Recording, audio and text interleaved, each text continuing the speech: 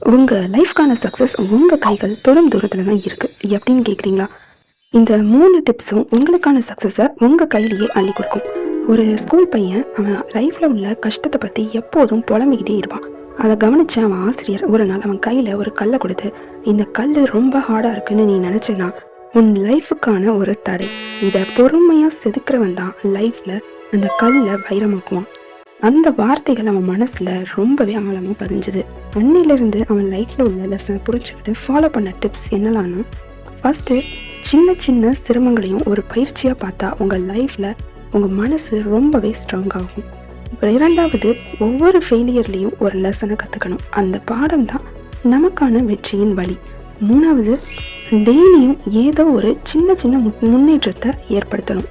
சிறிய முன்னேற்றம் தான் பெரிய மாற்றத்தை உருவாக்கும். கண்டிப்பாக இந்த டிப்ஸ் எல்லாம் ஃபாலோ பண்ணுங்கள். லைஃப்பில் குயிக்காக சக்ஸஸ் ஆகுங்க.